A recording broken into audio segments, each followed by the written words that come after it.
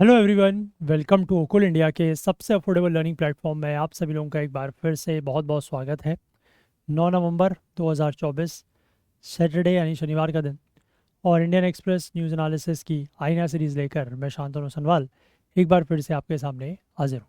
तो चलिए शुरू करते हैं। तो आज के न्यूज़पेपर सेशन पर चलें उससे पहले मैं आप लोगों को एक बार फिर से ये बताना चाहूँगा कि हमारा जो सी सेट लाइव क्लासेस का बैच है, इसमें अभी भी कुछ सीट्स जो हैं वो बाकी हैं, बची हुई हैं। अगर आप चाहते हैं एनरोल करना तो नीचे डिस्क्रिप्शन में लिंक दिया हुआ है, उसके थ्रू जाके आप इसकी डिटेल्स भी चेकआउट कर सकते हैं और अगर चाहें तो वहाँ से एनरोल भी कर सकते हैं। ओनली 999 में आपको ये बैच जो है वो प्रोवाइड कराया जा रहा है। तो और अगर आपको मन में कोई भी डाउट, कोई भी क्वेरी होती है तो यहाँ पर एक व्हाट्सएप नंबर आपको दिख रहा होगा 9150449990। इस नंबर पर आप कांटेक्ट कर लीजिएगा। यहाँ से भी आपको जो भी आपकी क्वेरी होगी, जो भी डाउट होगा वो सॉल्व कर दिया जाएगा। और आगे बढ़ने से पहले मैं एक बार आप लोगों से फिर से ये रिक्वेस्ट करना चाहता हूँ कि आप में से जो भी लोग इन सेशंस को देखते हैं और आपको अगर किसी भी तरीके की कोई भी हेल्प या कोई भी मदद अगर हो रही है तो प्लीज़ कुछ ना कुछ कंट्रीब्यूट करने की कोशिश ज़रूर करें। सभी लोग आएँ, आगे आएँ और कुछ ना कुछ कंट्रीब्यूट ज़रूर करें सो दैट थोड़ा सा हमारी भी हेल्प होगी और डेफिनेटली इसका जो लॉन्ग टर्म फ़ायदा या लॉन्ग टर्म जो बेनिफिट रहेगा वो आप लोगों के लिए ये रहेगा कि ये सेशंस इसी तरीके से यूट्यूब पर चलते रहेंगे। ठीक है, चलिए। तो मैं चाहूँगा कि प्लीज़ इस रिक्वेस्ट को आप लोग इग्नोर या नज़रअंदाज ना करें और कुछ ना कुछ कंट्रीब्यूट करने की कोशिश सभी लोग करें। चलिए, अब हम लोग आज के न्यूज़पेपर पर चलते हैं और देखते हैं आज क्या क्या इंपॉर्टेंट आर्टिकल्स हैं। तो ये आज का न्यूज़पेपर है और फ्रंट पेज की अगर हम बात करें तो यहाँ पर जो कल भी मैंने आपको बताया था, जो अलीगढ़ मुस्लिम यूनिवर्सिटी वाला केस था, उसको लेकर सुप्रीम कोर्ट ने उसके माइनॉरिटी राइट्स को अफर्म किया है और जो वर्डिक्ट था, जो एएमयू के स्टेटस को रिजेक्ट करता था, उसको यहाँ पर सेट असाइड किया गया है। और डीवाई चंद्रचूड़ जो है, इनका कल एक तरीके से लास्ट वर्किंग डे था और अब ये रिटायर हो चुके हैं। फेयरवेल सेरेमनी इनकी यहाँ पर हो चुकी है by the supreme court bar association के द्वारा। तो ये है बात। अब इस वाले केस को लेकर कल भी हालांकि हम लोगों ने डिस्कशन किया था, एक्सप्लेन पेज पर एक पूरा आर्टिकल था, आई होप आपको याद होगा, आप में से जिन लोगों ने देखा है। और आज भी एक आर्टिकल आया हुआ है तो उसको भी हम लोग देखेंगे। द रीज़न बीइंग कि उस आर्टिकल में, जो आज वाला आर्टिकल है, उसमें कुछ ऐसी लाइंस मुझे लगी which can be used by UPSC directly as statements in the exam. ठीक है, जिसको यूपीएससी अगर चाहे तो प्रीलिम्स में डायरेक्टली स्टेटमेंट के रूप में उन लाइंस को, उन स्टेटमेंट्स को यूज़ कर सकता है। तो इसलिए वो आर्टिकल हम लोग देखेंगे। हालांकि कल भी हम लोगों ने देखा था तो थोड़ा बहुत हमें वहाँ से भी समझ में आया था, और तो आज वाला आर्टिकल समझने में आसानी भी होगी और साथ ही साथ ये फ़ायदा होगा कि जो नई लाइंस हैं, जो नए इंपॉर्टेंट पॉइंट्स हैं, वो भी मैं आपको बता दूंगा कि ये इंपॉर्टेंट हो सकते हैं। तो प्लीज़ इनके ऊपर थोड़ा सा ज़्यादा फोकस कीजिएगा। ठीक है, चलिए आगे बढ़ते हैं। यहाँ पर बीच में कोई आर्टिकल खास नहीं है, मैं सीधे आपको उसी आर्टिकल पर ले चलता हूँ जिसका मैं जिक्र कर रहा हूँ। ठीक है, that is in the on the explain page पर वो आर्टिकल है। वो आर्टिकल है ये वाला, that is supreme court's test of a minority institution. तो इस आर्टिकल को हम लोग देखेंगे और इसमें कुछ लाइंस ऐसी हैं, स्पेसिफिकली मैं इसीलिए इस आर्टिकल को कवर कर रहा हूँ क्योंकि इसमें कुछ ऐसी लाइंस हैं जो डायरेक्टली स्टेटमेंट के फॉर्म में यूज़ की जा सकती है। ठीक है, तो बाकी तो आज कोई और आर्टिकल है नहीं जो हमारे एग्ज़ाम पॉइंट ऑफ व्यू से इम्पोर्टेंट हो, तो हम लोग इस वाले आर्टिकल को ही डिटेल में डिस्कस करेंगे। ठीक है, चलिए तो इसको देखना शुरू करते हैं। तो ये आर्टिकल है supreme court's test of a minority institution.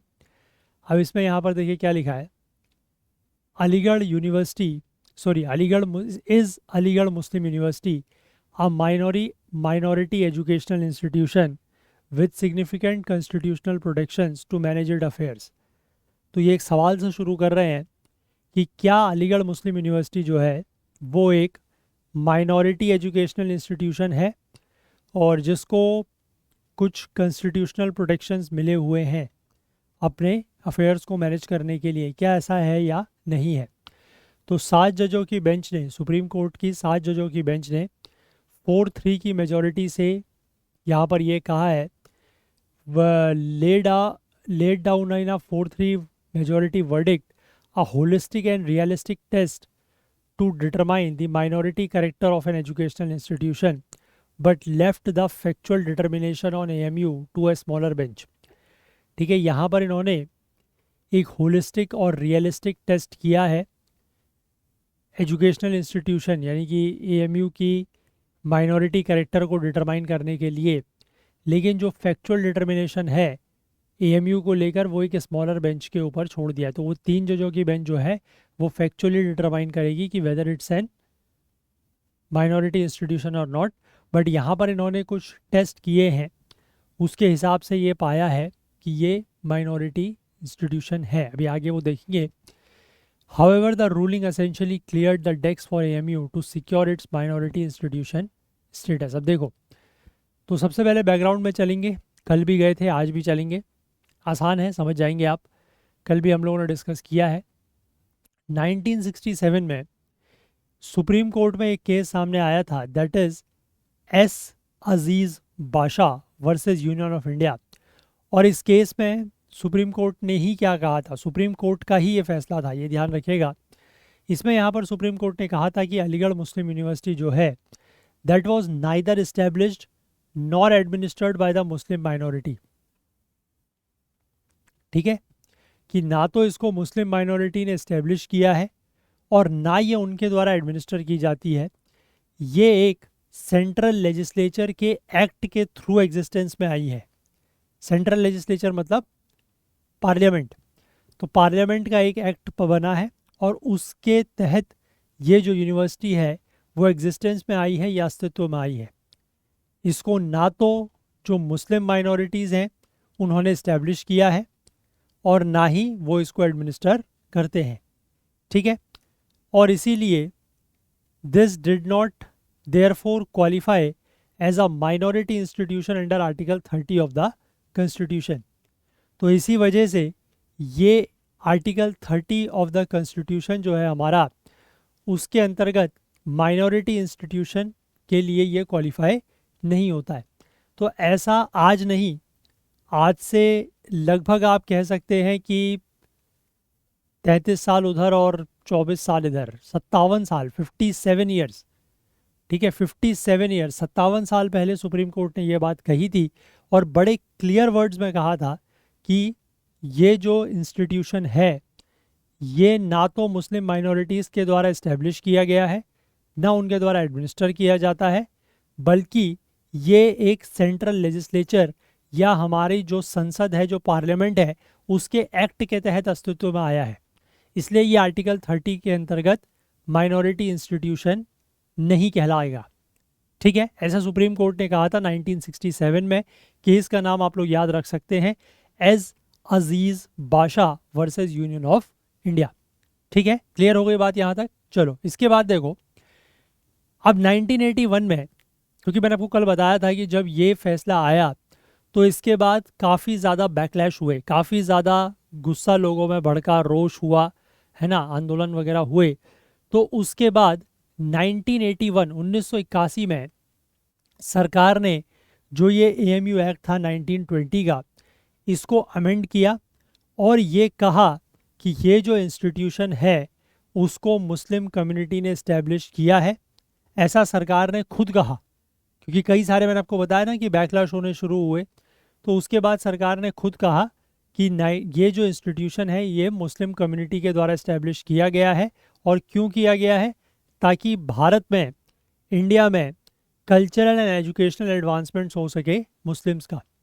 ठीक है, मुस्लिम्स का कल्चरल और एजुकेशनल एडवांसमेंट्स के लिए, उनको कल्चरली और एजुकेशनली आगे बढ़ाने के लिए ये जो है इंस्टीट्यूशन के इस्टेब्लिशमेंट किया और मुस्लिम कम्युनिटी ने किया। ऐसा सरकार ने 1981 में एक अमेंडमेंट किया, ये जो एक्ट था 1920 का, और उसमें ये बात साफ साफ सरकार ने खुद कही। ठीक है, यहाँ तक आप बात समझ गए। अब इसके बाद 2005 में अलीगढ़ मुस्लिम यूनिवर्सिटी ने क्या किया, 50% रिजर्वेशन दिया। किसको? मुस्लिम्स को। ठीक है, 50% आरक्षण या 50% रिजर्वेशन दिया मुस्लिम्स को पोस्ट ग्रेजुएट मेडिकल प्रोग्राम्स में। अब 2006 में, यानी कि जस्ट इसके अगले ही साल, इलाहाबाद हाईकोर्ट ने जो यूनिवर्सिटी का ऑर्डर था और 1981 का जो अमेंडमेंट था उसको इस आधार पर स्ट्रक डाउन कर दिया कि एएमयू जो है वो एक माइनॉरिटी इंस्टीट्यूशन नहीं है, क्योंकि 1967 में सुप्रीम कोर्ट फैसला सुना चुकी थी एज अजीज़ बादशाह वाले केस में। तो उसी के आधार पर इलाहाबाद हाई कोर्ट ने कहा कि ये एक माइनॉरिटी इंस्टीट्यूशन नहीं है, इसलिए 1981 का जो अमेंडमेंट था, जो यूनिवर्सिटी का ऑर्डर था, उसको क्या कर दिया गया? स्ट्रक डाउन कर दिया गया इलाहाबाद हाई कोर्ट के द्वारा। अब ये जो इलाहाबाद हाई कोर्ट का फैसला था, इसको सुप्रीम कोर्ट में चैलेंज किया गया, है ना, और कई सालों तक ये सुप्रीम कोर्ट में ऐसे ही मामला पड़ा रहा, पेंडिंग रहा, लंबित रहा। उसके बाद 2019 में इस मामले को जो है वो 7 जजों की बेंच को रेफर किया गया। लेकिन 2019 के बाद भी आप समझ सकते हैं कि 2024 के हम लोग लगभग एंड में हैं, तो मामला रेफर करने के भी 5 साल के बाद ये फैसला यहाँ पर आया है। ठीक है, आई होप क्लियर है बात। अब इसके बाद आगे देखिए कि जो माइनॉरिटी एजुकेशनल इंस्टीट्यूशंस होते हैं उनको हमारे संविधान के अंतर्गत, हमारे कॉन्स्टिट्यूशन के अंडर में किस तरीके के प्रोटेक्शंस जो हैं वो मिली हुई हैं। तो सबसे पहली बात तो ये है, आर्टिकल 30 का जो क्लॉज 1 है वो ये कहता है कि all minorities have the right to establish and administer educational institutions of their choice. कि हमारे देश में जितने भी माइनॉरिटीज़ हैं, माइनॉरिटीज़ मतलब जिनकी संख्या, माइनॉरिटीज़ आर हमारे देश में अगर आप रिलीजियस माइनॉरिटीज़ की बात करें तो अदर देन हिंदूज़ और आर माइनॉरिटीज़। ठीक है, चाहे वो क्रिश्चियंस हों, चाहे वो मुस्लिम्स हों, चाहे वो सिख हों, जैन हों, है ना, बुद्धिस्ट हों, पारसीज हों, जोरास्ट्रियंस हों, कुछ भी हो, दे ऑल आर माइनॉरिटीज़। तो इसमें ये लिखा गया है कि जितने भी माइनॉरिटीज़ हैं या जितने भी अल्पसंख्यक हैं उनके पास ये अधिकार है कि वो एजुकेशनल इंस्टीट्यूशन इस्टेब्लिश भी कर सकते हैं और अपने हिसाब से उसको एडमिनिस्टर भी कर सकते हैं। ठीक है, तो पहली प्रोटेक्शन तो ये हो गई। इसके बाद आर्टिकल 15 का क्लॉज 5 ये क्या कहता है कि माइनॉरिटी एजुकेशनल इंस्टीट्यूशंस जो है they are exempt from providing reservations for एससीज एंड एसटीज। तो इनको एक ये भी छूट है कि जो माइनॉरिटी एजुकेशनल इंस्टीट्यूशंस हैं उनको क्या छूट मिली हुई है कि उनको एससीज और एसटीज के लिए, शेड्यूल कास्ट, शेड्यूल ट्राइब्स के लिए, अनुसूचित जाति, अनुसूचित जनजातियों के लिए रिजर्वेशन या आरक्षण जो है वो देना मैंडेटरी नहीं है। अगर वो चाहें तो दे, नहीं चाहें तो ना दे, उनको इस बात की भी छूट है। तो ये भी प्रोटेक्शन हो गई। ठीक, अब इसके बाद ये जो चीज़ें हैं मैं जो डिटेल में आपको बता रहा हूँ ना, इनके ऊपर फोकस कीजिएगा। ठीक है, ये कुछ ऐसे पॉइंट्स हैं जिनके ऊपर डायरेक्टली स्टेटमेंट बेस्ड क्वेश्चंस पूछे जा सकते हैं, ध्यान रखिएगा। ठीक है, 30 क्लॉज 1, 15 क्लॉज 5, इनमें क्या क्या चीज़ें दी गई हैं। आई होप क्लियर है बात। जैसे यहाँ पर अगर आपको मान लीजिए एक स्टेटमेंट उठा के दे देता है एग्जाम में कि minority educational institutions they are exempt from providing reservation for एससीज एंड एसटीज, ऐसा स्टेटमेंट आ सकता है, क्वेश्चन में दिया जा सकता है। अब आपको अगर ये पता है तो वेल एंड गुड है, आप उसका आंसर सही करेंगे। अगर नहीं पता है तो आइदर आप कुछ तुक्केबाजी करेंगे या फिर आप इसको छोड़ देंगे, है ना। तो इसीलिए मैं कह रहा हूँ कि ये जो कुछ इस तरीके के स्टेटमेंट्स हैं जिनके ऊपर आपको फोकस करना है, क्योंकि ये डायरेक्टली एग्ज़ाम में स्टेटमेंट के रूप में क्वेश्चन पूछा जा सकता है। आई होप क्लियर है। चलो आगे देखो, इसके बाद लिखा है कि minority status also allows educational institutions to exercise greater control over their day to day administration. ठीक है, अगर कोई माइनॉरिटी इंस्टीट्यूशन है, कोई एजुकेशनल इंस्टीट्यूशन है जिसको माइनॉरिटी स्टेटस मिला हुआ है, तो वो अपने जो डेली के, ठीक है, जो डेली का एडमिनिस्ट्रेशन है, जो डे टू डे एडमिनिस्ट्रेशन है, उसके ऊपर ग्रेटर कंट्रोल एक्सरसाइज कर सकता है। यानी कि वो स्टूडेंट, जैसे कि स्टूडेंट्स को रिजर्वेशन दे सकता है ना, 50% रिजर्वेशन इन्होंने माइनॉरिटी इंस्टीट्यूशंस को, स्टूडेंट्स को दिया है। और साथ ही साथ टीचिंग और जो नॉन टीचिंग स्टाफ है उसकी हायरिंग वगैरह में भी वो अपने हिसाब से काम कर सकते हैं। ठीक है, ये भी उनके पास एक तरीके से आप कह सकते हैं कि उनकी पावर्स हैं या उनकी प्रोटेक्शन उनको मिली हुई है। इसके बाद माइनॉरिटी कैरेक्टर की अगर हम बात करें तो यहाँ पर जो सुप्रीम कोर्ट ने फैसला दिया है उसमें द मेजॉरिटी डिसीजन, यानी कि जो 4 जजों का फैसला है, 4-3 से फैसला आया है ना, तो 4 जजों का फैसला जिसको ऑथर किया गया by chief justice of India for himself and justice Sanjiv Khanna, JB Pardiwala and Manoj Mishra. इसमें इन्होंने कुछ आर्टिकल 30 क्लॉज 1 के जो माइनॉरिटी कैरेक्टर होता है उसमें उसके कुछ कोर एसेंशियल्स इन्होंने लिस्ट किए हैं। इन्होंने क्या कहा है, देखो अब ये स्टेटमेंट्स या जो दिए हुए हैं ना, ये भी बड़े ध्यान से देखना, ये भी आपसे पूछे जा सकते हैं या स्टेटमेंट के फॉर्म में दिए जा सकते हैं। देखना क्या है, while the purpose of establishing a minority institution should be the conservation of language and culture, it need not be the only purpose. तो यहाँ पर इन्होंने ये कहा है कि किसी भी माइनॉरिटी इंस्टीट्यूशन को इस्टेब्लिश करने का जो पर्पस है वो क्या होना चाहिए, लैंग्वेज और कल्चर का कंजर्वेशन। लेकिन ज़रूरी नहीं है कि सिर्फ यही पर्पस हो, और पर्पस भी अगर कुछ हैं तो भी माइनॉरिटी एजुकेशनल इंस्टीट्यूशन इस्टेब्लिश किया जा सकता है। ठीक हो गया पहली बात। दूसरी बात ये लिखा है, अब देखो यहाँ पर एक और इम्पॉर्टेंट लाइन है जो बहुत इंपॉर्टेंट है, A minority institution will not lose its minority character by admitting students belonging to non-minorities।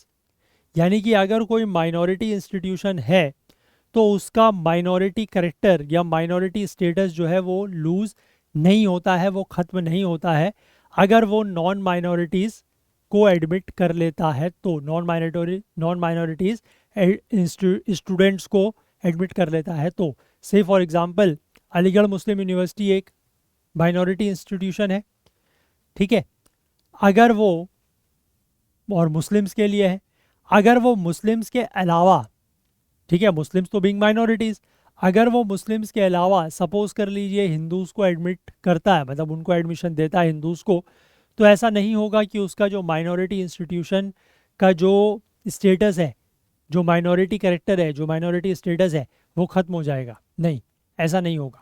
ठीक है, तो ये ध्यान रखिएगा कि कोई भी माइनॉरिटी इंस्टीट्यूशन जो है उसका, जो माइनॉरिटी इंस्टीट्यूशन है उसका जो स्टेटस है, माइनॉरिटी कैरेक्टर है या जो माइनॉरिटी स्टेटस है वो ख़त्म नहीं होगा, इवन इफ वो नॉन माइनॉरिटीज़ स्टूडेंट्स को एडमिट कर लेता है तब भी। क्लियर हो गई बात। तो ये भी स्टेटमेंट आपके काम का है, ये भी पूछा जा सकता है। इसके बाद लिखा है कि secular education can be imparted at a minority institution without affecting it's minority character. ये भी इम्पॉर्टेंट है कि अगर किसी माइनॉरिटी इंस्टीट्यूशन में सेक्युलर एजुकेशन प्रोवाइड किया जाता है, सेक्युलर एजुकेशन मतलब कि जैसे मान लीजिए एएमयू का ही अगर हम जिक्र करें तो एएमयू में अगर इस्लामिक स्टडीज़ के अलावा, ठीक है, यानी कि इस्लाम से जुड़ी हुई पढ़ाई के अलावा अगर कुछ और चीज़ पढ़ाई जाती है ना, मॉडर्न सब्जेक्ट्स पढ़ाए जाते हैं या कुछ और चीज़ें पढ़ाई जाती हैं लाइक संस्कृत वगैरह, तो उससे उसका जो माइनॉरिटी कैरेक्टर है वो लूज़ नहीं होगा, उसके ऊपर किसी प्रकार का कोई इफेक्ट नहीं आएगा। ठीक है, ये भी समझ गए बात। इसके बाद आगे लिखा है कि अगर कोई माइनॉरिटी इंस्टीट्यूशन को, देखो ये लाइन बहुत इंपॉर्टेंट है कि if a minority institution has received aid from the government, अगर किसी माइनॉरिटी इंस्टीट्यूशन को सरकार से कोई मदद मिली है, उस स्थिति में किसी भी स्टूडेंट्स को फोर्स नहीं किया जा सकता कि वो रिलीजियस इंस्ट्रक्शन में पार्टिसिपेट करे। ठीक है, अगर किसी माइनॉरिटी इंस्टीट्यूशन को सरकार की तरफ से एड मिली हुई है, मदद मिली हुई है, तो उस केस में किसी भी स्टूडेंट को फोर्स नहीं किया जा सकता कि वो रिलीजियस इंस्ट्रक्शन में पार्टिसिपेट करे, पहली बात। दूसरी बात यह है कि अगर कोई institution is fully maintained out of state funds, यानी कि अगर स्टेट के फंड से कोई इंस्टीट्यूशन पूरी तरीके से चल रहा है तो वो रिलीजियस इंस्ट्रक्शंस प्रोवाइड नहीं कर सकता। ठीक हो गया। और हालांकि ये जो इंस्टीट्यूशंस हैं वो अभी भी माइनॉरिटी इंस्टीट्यूशंस कहलाएंगे, उसमें कोई ऐसा इशू नहीं है कि वो अगर सरकार से एड मिल रही है या स्टेट फंड्स के द्वारा फुल्ली उसको मेंटेन किया जा रहा है, तो उनका माइनॉरिटी कैरेक्टर उस पर असर नहीं पड़ेगा। बट बात यह है कि अगर किसी माइनॉरिटी इंस्टीट्यूशन को गवर्नमेंट की तरफ से एड मिलती है, सहायता मिलती है, तो वहाँ पर किसी भी स्टूडेंट को फोर्स नहीं किया जा सकता कि वो किसी प्रकार के रिलीजियस इंस्ट्रक्शन में पार्टिसिपेट करे, पहली बात। और दूसरी बात यह है कि अगर किसी भी इंस्टीट्यूशन जो है, कोई भी minority institution, if it is fully maintained by the state funds, तो वहाँ पर किसी प्रकार का रिलीजियस इंस्ट्रक्शन प्रोवाइड नहीं किया जा सकता। आई होप क्लियर हो गई बात ये सारी। और ये चीज़ों को ध्यान रखिएगा, ये लाइंस बड़ी इंपॉर्टेंट है, मैं बार बार रिपीट कर रहा हूँ। यहाँ से अगर स्टेटमेंट के फॉर्म में क्वेश्चन आ जाए तो डोंट बी सरप्राइज्ड, ठीक है, हैरान मत होइएगा, क्वेश्चन पूछा जा सकता है। अब इसके बाद आगे क्या लिखा है देखिए, just give me a minute.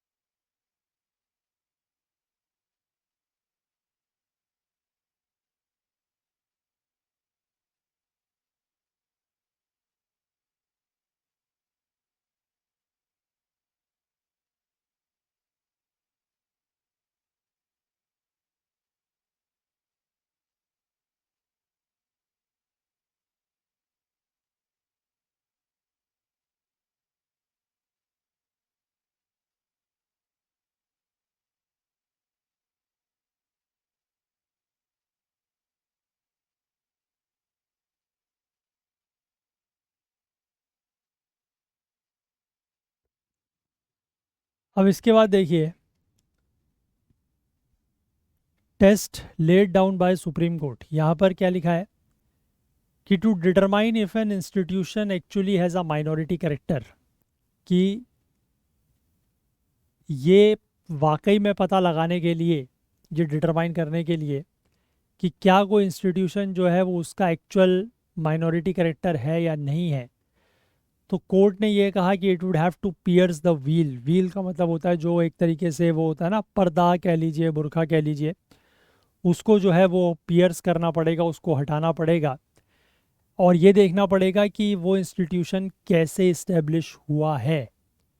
और ऐसा करने के लिए इन्होंने कुछ क्राइटेरिया या इंडिसिया जो है वो इस्टेब्लिश ले डाउन किए हैं, that must be considered as a part of a two fold test. तो सबसे पहले इस्टेब्लिशमेंट की बात है, तो the first aspect of the test deals with the genesis और origin of the minority institution. ठीक है, तो सबसे पहली बात ये आती है कि जो ये इंस्टीट्यूशन है उसकी जेनेसिस या ओरिजिन क्या है। ठीक है, the purpose of its establishment, उसको इस्टेब्लिश करने के पीछे क्या पर्पस था।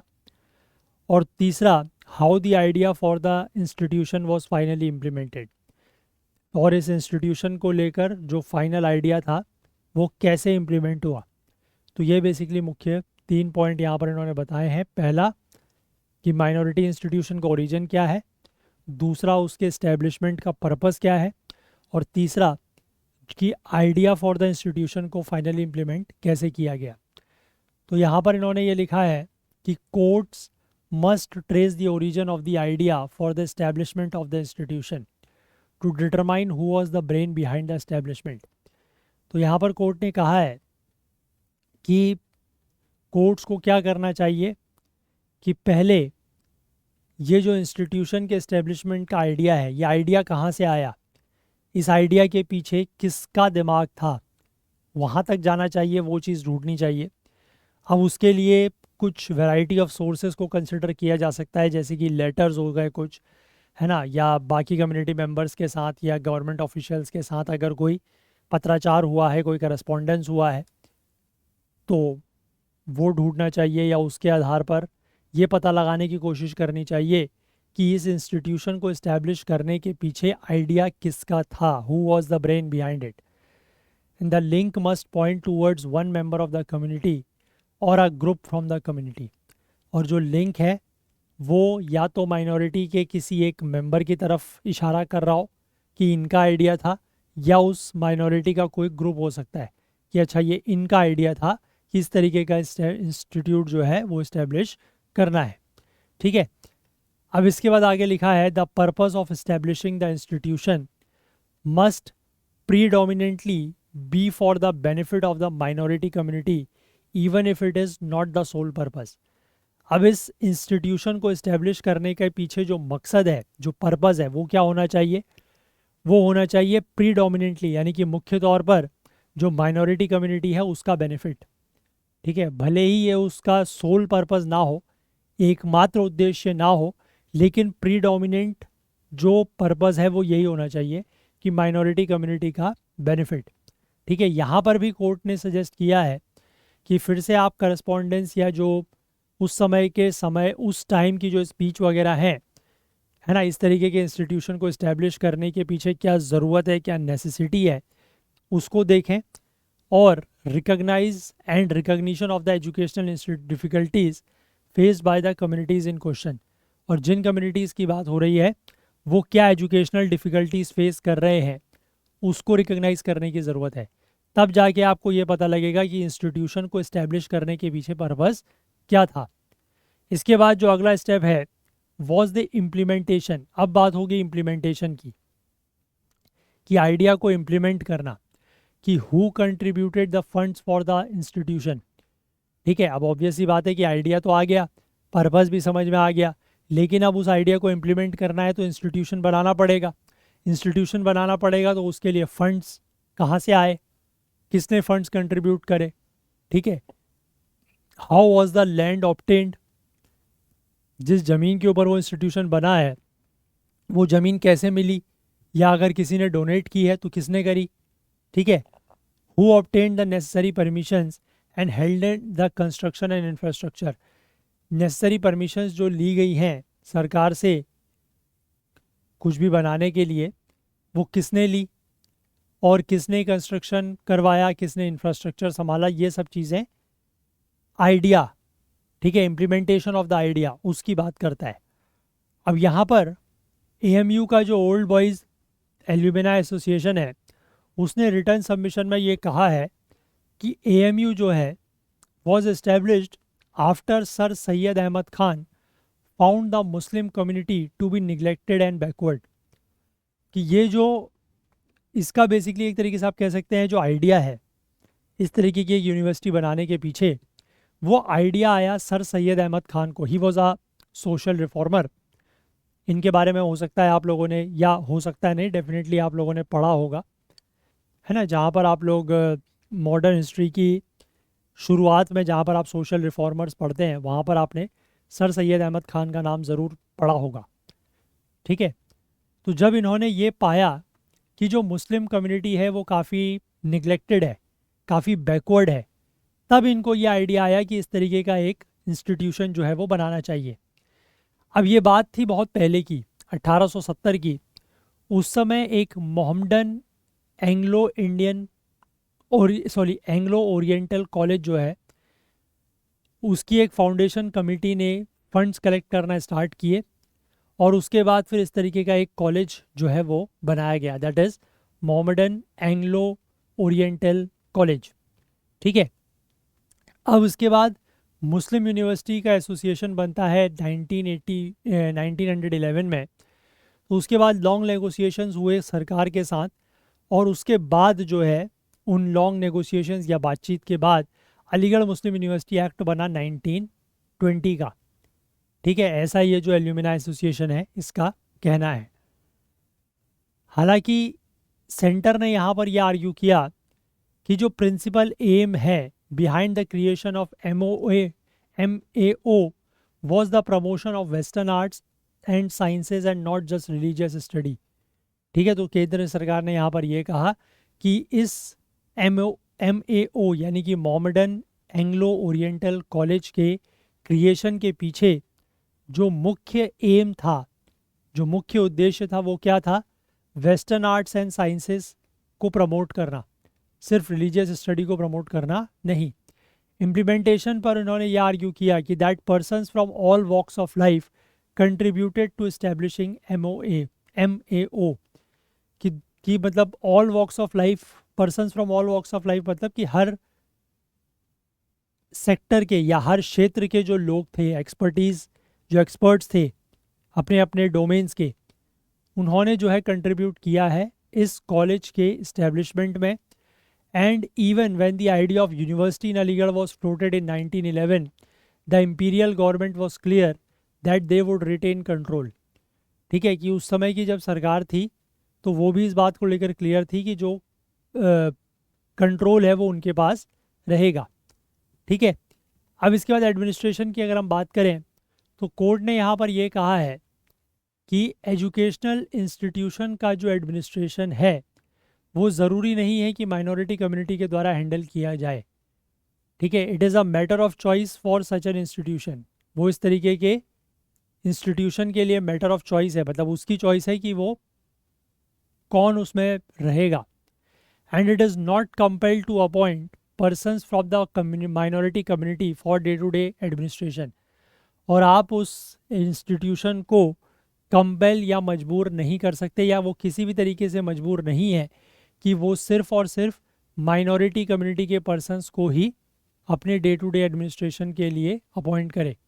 ठीक, अब ये सब कहते हुए जब मेजॉरिटी है, मतलब जो 4 जजेस थे, उन्होंने ये कहा कि courts can look at the administrative setup to see if it affirms the minority character of an institution. ठीक है, कोर्ट जो है वो एडमिनिस्ट्रेटिव सेटअप को देख सकता है कि ये मतलब अफर्म करने के लिए कि क्या ये माइनॉरिटी कैरेक्टर को मतलब ये देखने के लिए कि क्या वो minority character of the institution को अफर्म कर रहा है या नहीं। अगर ऐसा लगता है कि if the administration does not seem to protect and promote the interest of the minority, it could be reasonably inferred that the purpose was not to establish an educational institution for the benefit of the minority community. और अगर administration को देख के ऐसा लगता है कि ये माइनॉरिटी के इंटरेस्ट को प्रोटेक्ट और प्रमोट नहीं कर रहा है, तो यहाँ से फिर ये इन्फर किया जा सकता है, मतलब यहाँ से फिर ये बात निकाली जा सकती है कि इस एजुकेशनल इंस्टीट्यूशन को इस्टेब्लिश करने के पीछे जो पर्पस या मकसद था वो माइनॉरिटी कम्युनिटी के बेनिफिट का नहीं था। ठीक है, इसके बाद ऐसे इंस्टीट्यूशंस जो संविधान के बनने से पहले ही इस्टेब्लिश हो चुके थे, जैसे AMU, तो उसमें कोर्ट ने ये कहा कि courts must look at how the administration worked on the date of commencement of the constitution. तो उसमें ये देखना होगा कि जब हमारा संविधान जिस दिन से लागू हुआ है, दैट इज़ 26 जनवरी 1950 से, उस दिन से वो एडमिनिस्ट्रेशन कैसे काम कर रहा है, और whether any regulatory measures were used to wrest control from the founders, कि क्या कोई रेगुलेटरी मेजर्स का इस्तेमाल करके फाउंडर्स से कंट्रोल छीनने की कोशिश की गई है। अब यहाँ पर पेटिशनर्स ने यह आर्ग्यू किया कि जो अल्टीमेट पावर है over the administration was with the Muslim community until 1950, क्योंकि उस समय क्या हुआ करता था, कोर्ट कल भी हमने इसके बारे में बात की थी। ये अलीगढ़ मुस्लिम यूनिवर्सिटी का सुप्रीम गवर्निंग बॉडी हुआ करती थी, जिसमें सिर्फ और सिर्फ मुस्लिम्स हुआ करते थे। हालांकि सेंटर ने यहाँ पर यह आर्ग्यू किया है कि इस एक्ट का जो सेक्शन 13 और 14 है वो ओवरराइडिंग अथॉरिटी देता है to the authorities such that the extent of government control over AMU was far greater than over MAO college. कि AMU एक्ट जो है वो अथॉरिटीज़ को ये पावर देता है, ठीक है, सच that the extent of the government control, कि AMU के ऊपर जो गवर्नमेंट कंट्रोल है वो MOA कॉलेज के ऊपर जितना कंट्रोल हुआ करता था उससे काफ़ी ज़्यादा है। और साथ ही साथ ये AMU एक्ट को 1951 में अमेंड किया गया और उसमें किस चीज़ को हटाया गया कि कंपलसरी रिलीजियस एजुकेशन को, और जो कोर्ट ऑफ द यूनिवर्सिटी थे उसमें ऑल मुस्लिम रिप्रेजेंटेशन को भी ख़त्म किया गया। ऐसा इसलिए किया गया ताकि अलीगढ़ मुस्लिम यूनिवर्सिटी का जो एक्ट है 1920 का, उसको कॉन्स्टिट्यूशनल प्रोविजंस के साथ कन्फर्मिटी में लाया जा सके। ऐसा इसलिए किया गया। बाकी हम लोगों ने कल भी देखा था ये चीज़ कि 1951 में किस तरीके से जो ये कोर्ट वगैरह हुआ करते थे, जो पहले से सिर्फ और सिर्फ मुस्लिम्स ही उसमें होते थे, उसमें नॉन मुस्लिम्स की एंट्री भी अलाउ की गई, है ना। और ये भी हमने देखा कि ये जो कोर्ट्स हैं देवर, उनका जो सुप्रीम गवर्निंग अथॉरिटी थी वो भी उनसे छीन ली गई, ठीक है ना। और वो पावर किसको दे दी गई? विजिटर को। Visitor is president of India, ठीक है। वो भी हम लोगों ने कल देखा था। तो आई होप आपको बात समझ में आई है। अब यहाँ पर कुछ टाइमलाइंस दी हुई हैं। 1877 में सर सैयद अहमद ख़ान ने मोमदन एंग्लो ओरिएंटल कॉलेज इस्टेब्लिश किया मुस्लिम्स के अपलिफ्टमेंट के लिए। 1920 में MOA कॉलेज जो है वो AMU बन जाता है AMU एक्ट के पास होने के बाद। 1950 में पार्लियामेंट डिक्लेयर करती है AMU को an institution of educational importance. 1951 में AMU एक्ट को अमेंड किया जाता है, जिसमें ये कहा गया कि AMU कोर्ट में नॉन मुस्लिम्स को भी अलाउ किया गया, है ना। उसके बाद 1965 में एक और अमेंडमेंट किया गया जिसमें AMU की एग्जीक्यूटिव काउंसिल की पावर को एक्सपेंड किया गया और ये कहा गया कि जो यूनिवर्सिटी कोर्ट है वो सुप्रीम गवर्निंग बॉडी नहीं होंगे। यही मैं आपको बता रहा था अभी, है ना, कि जिसके बाद ये सुप्रीम गवर्निंग बॉडी कौन हो गई? विजिटर्स, है ना। जो पावर दे दी गई प्रेसिडेंट के पास।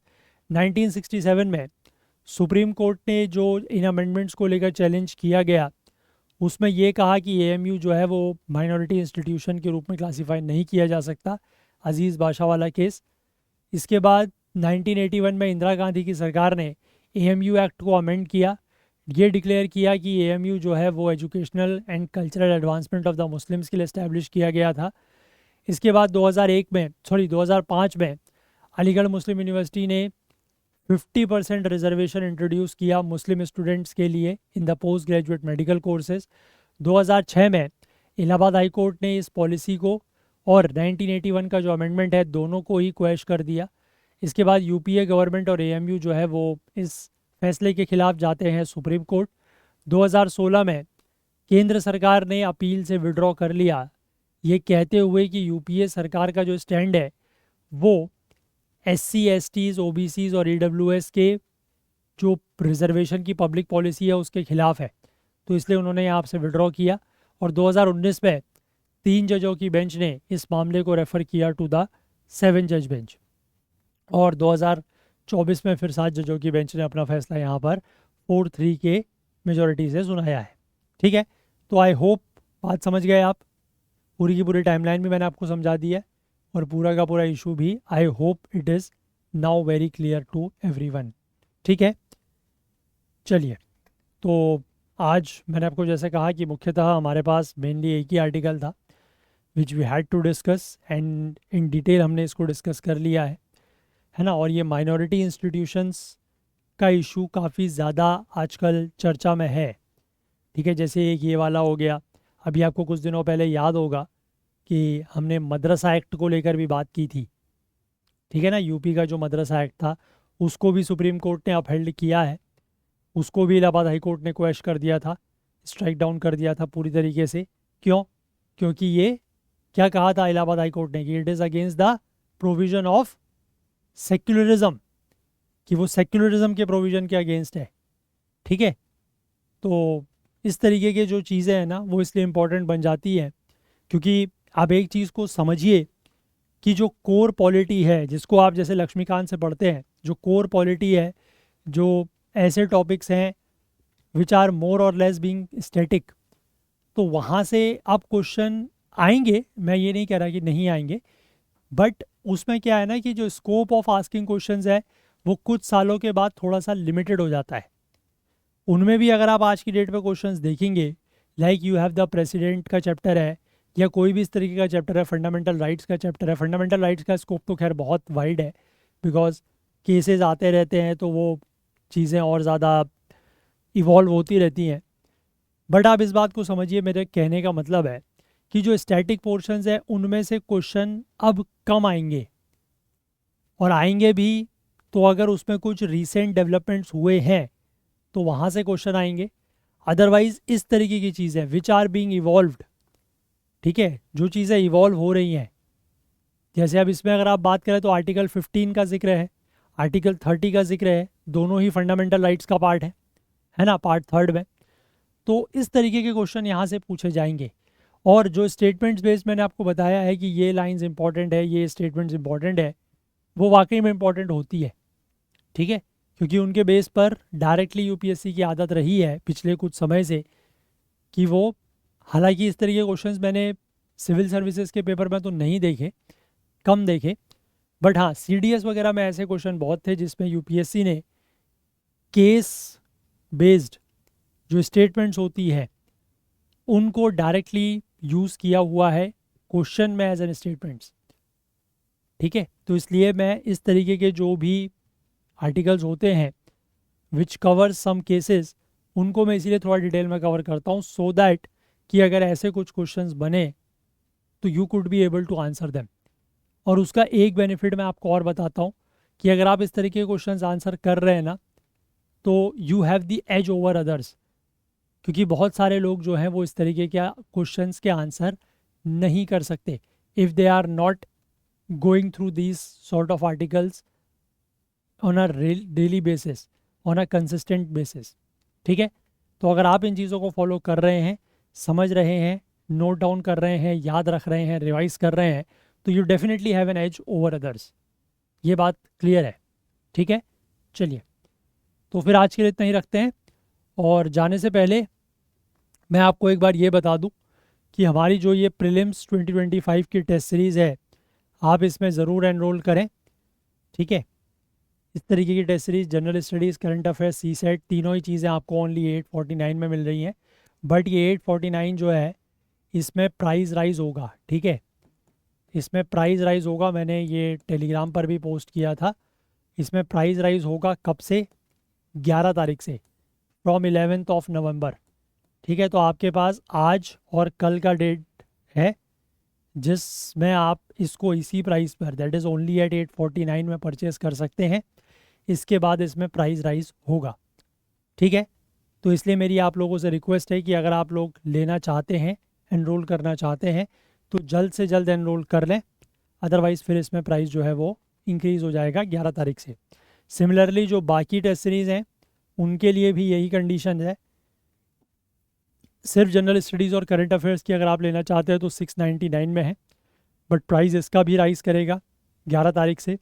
जनरल स्टडीज़ सिर्फ सब्जेक्ट वाइज अगर आप चाहते हैं लेना तो 449 में मिलेगी अभी, आज और कल, फिर इसका भी प्राइस बढ़ेगा। सिर्फ करंट अफेयर्स की टेस्ट सीरीज लेना चाहते हैं तो 299 में मिल जाएगी, बट वही है, आज और कल के लिए ये प्राइस रहेगा, फिर ये प्राइस इंक्रीज़ करेगा। और सिमिलरली सी सेट के लिए भी है, अभी 249 में है, आज और कल इस प्राइस पर एनरोल कर सकते हैं, then the price will rise. ठीक है, तो आप में से जो भी लोग इंटरेस्टेड हैं वो, मैं कहूँगा ज़्यादा देर ना करें, ज़बरदस्ती प्राइस राइज का वेट करने से बेटर है कि आज या कल में इसमें एनरोल कर लें, सो दैट कि आपको इसी प्राइस पर ये सारे बेनिफिट्स मिल जाएं। ठीक है, चलिए, और अगर कोई भी आपको डाउट होता है किसी भी टेस्ट सीरीज़ को लेकर, और तो आपके पास ये नंबर तो है ही है व्हाट्सएप का 9150449990, इस पर आप कांटेक्ट करें, आपके जो भी डाउट्स हैं, जो भी क्वेरीज़ हैं, उसको सॉल्व किया जाएगा। चलिए, और आप हमारे ऐप को प्ले स्टोर से ज़रूर डाउनलोड करें, अगर आपने हमारे किसी भी वीडियो कोर्स पे एनरोल किया हुआ है तो आप ऐप के थ्रू वीडियोस को डाउनलोड करके ऑफलाइन भी देख सकते हैं। ठीक है।